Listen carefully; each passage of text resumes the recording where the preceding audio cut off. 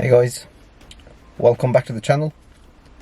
I thought I'd give you guys like a 6-month update about life and cars as well, because the sort of last 6 months there's been a lot going on in both kind of areas, really, my own life and cars.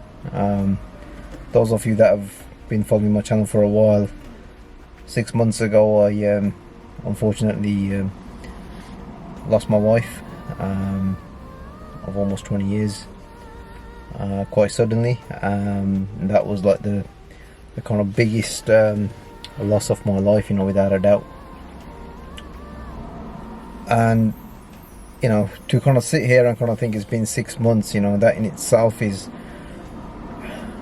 something that is hard to believe. I apologize for the sunglasses. Two reasons: one, the sun is right in front of me, and secondly, I have had quite a bit of a tough day today, so my eyes are quite sore. Every day as part of those kind of 6 months, you know, it's been tough. They say time is a healer, and I used to be like a true believer of time is a healer, you know, like everything with time heals and whatnot. But what I've realized is that although time helps with the healing, it's how you are and how you get used to living without that one person that was your everything. Now, I said in my last vid that, you know, losing like a parent, a child, a sibling, that is all legit, you know, 100% that is all legit. I'm fortunate that I'm not in that situation, okay?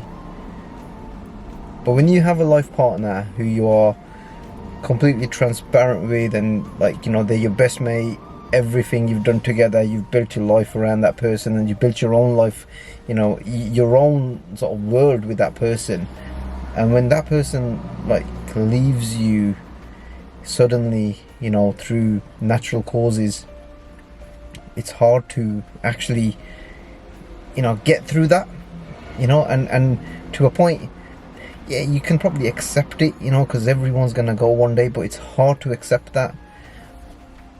Someone asked me at one point, like, you know, how does it feel? And I kind of addressed that in the last video, where I was like, look, you know, if you were to, it feels like you've ripped my heart out, you know, and it's been torn, scarred, and then handed back to me to deal with. And that is all absolutely like legit as well, and it's fine, and that's how I'm still feeling. But you know, when, like, say someone is ill terminally, you can kind of prepare yourself for that, you know, for that to happen. And that's never easy as well, because along that journey, when you are caring for someone, you are dying with them every moment of the day when they are having their ups and lows. But when someone dies suddenly, what I find is that you die every day after that point. And I'm dying every day since Rashta has passed away. There's days where, you know, I struggle, you know, with life. I do a lot of, like, say, posts and stuff, whether it's on Insta or whatever, and how I've been getting on, and I might even post about my day and whatnot. You know, behind that whole kind of solid person is just a normal guy, you know. There's an emotional person behind all of that, you know. There's a lot of this kind of front that we all, to a point, put on, you know, where we kind of feel like, you know, we got to get on, and you have to get on because you have to eat, you have to drink, you have to sleep. But then when you, like, sort of strip all of that away, and you kind of sit down and you kind of think, is it even worth it? You know, guys don't really speak up about these kind of matters, you know, this whole thing about old blokes can't show their emotions. You know, it's actually okay not to be okay. I'm using this platform because I know, and I actually know people that are in a very similar situation to me right now. You know, they're going through the same kind of like journey as me. They may not be vocal about it as I am, or the kind of expressions that they're going through and the feelings that they're going through, but it's really important. And you know, if you are watching this and you know one someone that's going through a very similar kind of journey, just reach out to them, you know, just drop them a text and ask them if they're okay, because that can actually make their day. You know, there's days when like I'll put something up on my phone and, you know, like everyone's got an opinion, right? And everyone's opinion is like the best opinion, okay? But when sometimes I read some of those messages, I don't even reply to them, because I'm like, you don't feel what I'm feeling, you know? So it's a difficult journey, but it's something that every one of us has to face. If you're in a relationship right now, you know, and hopefully in a good one, you know,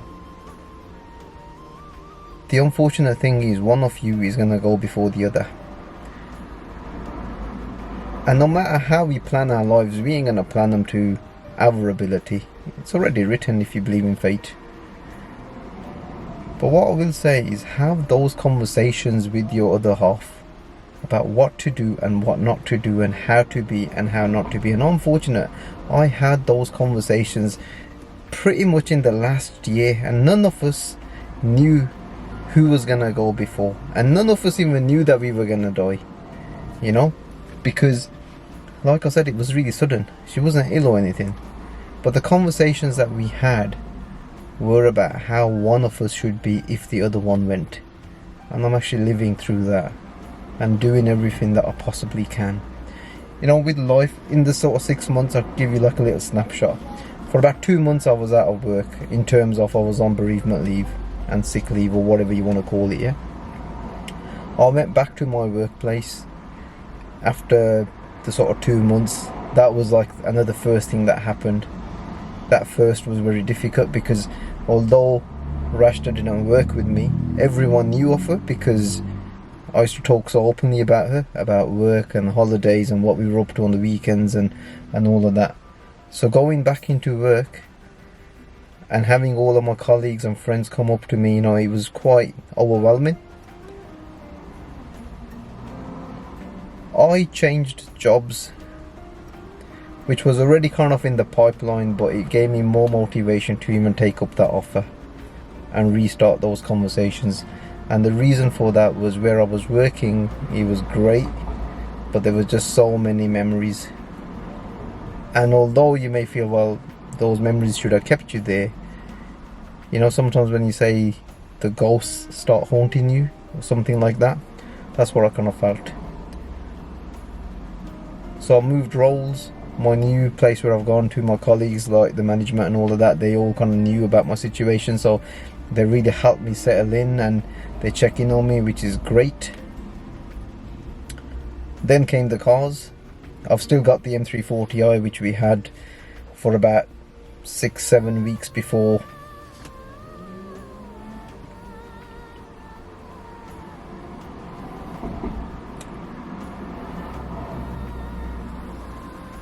I've still got my M4.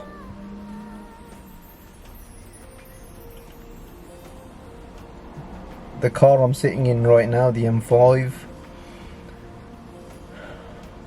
this car makes me really happy for 2 reasons.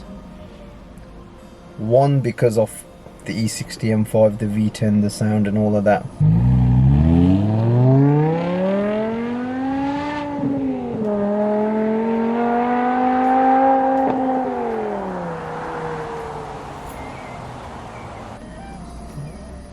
And 2, it might have been too little too late,